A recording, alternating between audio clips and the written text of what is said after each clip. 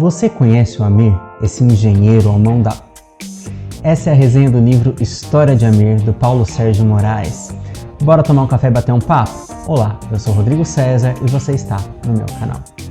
História de Amir é o mais recente livro do Paulo Sérgio Moraes, esse autor maravilhoso. Já temos um vídeo sobre o livro Condicional, de autoria dele, vou deixar o card aqui para vocês. E é um livro maravilhoso, muito bem escrito. É um livro que é uma novela. Na verdade, uma novela é um gênero que é um livro, um romance menor do que o tamanho de um romance. Ou seja, ele é mais curtinho, mas nem tanto como dá para ver, né? O livro ele é muito bem diagramado, tem uma capa maravilhosa. As linhas, a impressão das linhas, elas estão com espaçamento muito bom, muito confortável para a gente que está lendo a história.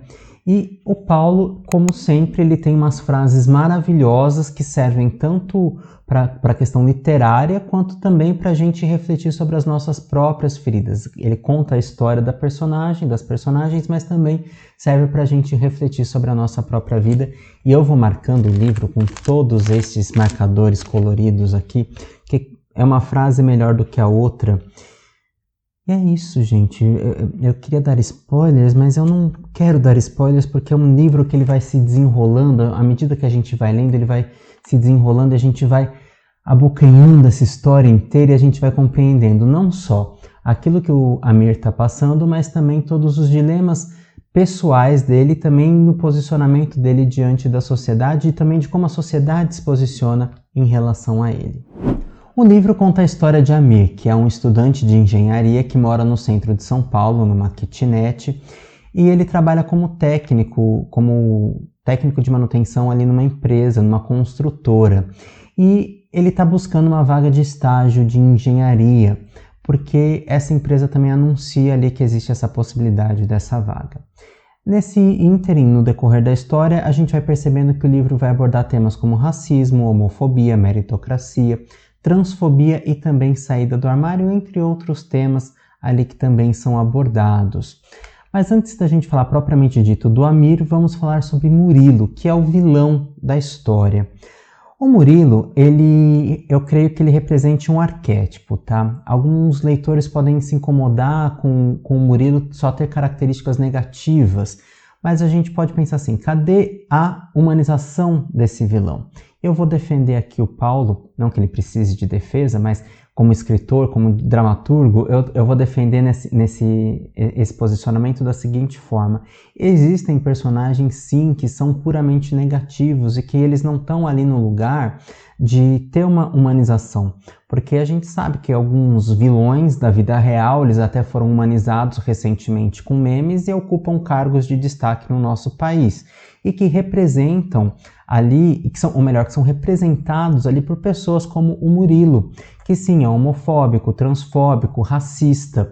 E esse Murilo, ele não acrescenta nada no dia a dia das pessoas. Ele é o que eu digo que uma imagem arquetípica do arquétipo do mal absoluto. Ou seja, o mal absoluto, ele trabalha ali com o intuito de destruir, ele não vai agregar, é apenas uma destruição de todos os fatores. A gente pode perceber, por exemplo, esse arquétipo muito presente na obra Macbeth, do Shakespeare. Temos um vídeo sobre isso, eu vou deixar o card aqui para você assistir depois. Mas sim, existem vilões que eles não acrescentam em nada na nossa vida, nem na vida dos personagens. Ou seja, eles não precisam de humanização porque eles já acabam, por onde passando, eles destroem tudo aquilo em que eles tocam, aquelas pessoas com as quais eles se relacionam. Então, sim, Murilo é isso, Murilo é a representação de um monte de pessoas aí com quem nós gays, né, e com quem os gays e negros também, pessoas trans também acabam enfrentando e tendo que lidar no dia a dia. Então, sim, Murilo é isso. Eu não creio que ele tenha ali alguma humanização, talvez, até comentei com o Paulo que se fosse ter uma humanização, talvez viesse ali através de um contato com um animal de estimação, mas também que não sei se seria assim, porque na verdade quem é o autor da história é ele, eu só posso dar pitacos assim, mas mesmo porque o livro já está pronto e muito bem escrito. É um livro que você começa a ler e não para, né? Eu gosto de livro dessa forma, né? Onde a história já te fisga ali logo do começo. E Amir, ele é isso. Amir, ele é muito bem escrito, ele traz ali para a voz do personagem temáticas que a gente está vivendo e discutindo no dia a dia. O Paulo, ele incorporou até a pandemia dentro da história e essa pandemia ela chega ali com um propósito de mostrar o frescor desses temas e também como que a gente debate esses temas no dia a dia. E sim, é muito importante. Também é tratado o tema da corrupção aqui nesse livro, né? Então, assim, tão pouco espaço de tempo, né? Ou melhor, tão poucas linhas, né? Porque é uma novela. Em tão poucas linhas, a gente percebe a profundidade desses temas que estão aí no nosso dia a dia. Por isso, sim, Murilo, eu creio que Murilo é, sim, um vilão possível, um vilão real, inclusive, né? Que basta a gente olhar ao nosso redor que, se pá, a gente tem aí uns 3 ou 4 do nosso lado. Se você estiver gostando do vídeo, já deixa seu like, aproveita para se inscrever no canal, porque a gente sempre tem vídeos sobre arte, cultura e comportamento. E o que dizer do Amir? Este moço, ele tem Instagram, tá? Vou deixar aqui na descrição do vídeo o Instagram dele, o link do Instagram dele, também do Paulo, e também o meu Instagram, minhas redes sociais. E eu acho interessantíssimo que o Amir, ele é por si só um arquétipo e também a própria representação da imagem arquetípica deste arquétipo. Através da história dele, a gente vai percebendo todo um caminhar, né, dessa pessoa, desse rapaz, que ele está ali em confronto com o que a sociedade diz sobre ele, sobre aquilo que ele deseja para ele mesmo, mas também ele está ali confrontando algumas questões que não só os gays enfrentam, gays e negros também. Eu me senti muito representado em algumas falas no que tangem a homossexualidade, porque é algo que eu também estudo, algo que eu também pesquiso, que são as pequenas violências do dia a dia que a gente sofre e que a gente já normalizou isso e nem percebe como violência. E também alguns discursos que, apesar de parecerem bacanudos, eles não são em nada. Eu vou tomar a liberdade de dar um spoiler aqui para justificar isso que eu estou falando, que é o Amir, ele narra com frequência as aulas que ele tem com uma professora, que vira e mexe, essa professora chama a atenção para ele na sala, chama a atenção dos outros alunos, direciona a atenção para o Amir, dizendo que ele é muito esforçado. E Amir só gostaria de não precisar ser esforçado. Por que isso? Porque negros precisam se esforçar mais, gays e população LGBT precisa se esforçar mais, e aí mesmo se esforçando tanto e sendo o melhor aluno, ele só tira 7,5. Então isso quer dizer algo muito mais estrutural. Ou seja, será que ele poderia ser considerado também como todas as outras pessoas? Ou seja, passar de ano, mas sem precisar se esforçar tanto? Não que não seja importante se esforçar, mas aqui a gente percebe claramente um viés de meritocracia. A gente percebe nitidamente essa questão da meritocracia e o quanto que a gente tem que lutar e se posicionar diante de diversos discursos que estão por aí. Inclusive, vou me retratar agora, não vou editar, vou me retratar agora porque eu acabei de falar a palavra claramente. E essa palavra, ela vem sendo debatida de diversas formas, onde ela pode sim estar associada ali a um viés racista. Então, eu estou aqui me retratando e me corrigir, né, falando sobre o nitidamente, que a gente tem palavras que representam melhor alguns conteúdos, algumas formas de se expressar. E é sobre isso, sobre a gente olhar para si e se compreender fazendo parte de uma estrutura que reproduz muitas vezes alguns discursos, né, como por exemplo da meritocracia, ou como por exemplo esse elogio, nossa, você é muito esforçado, parabéns, mas qual é o peso disso?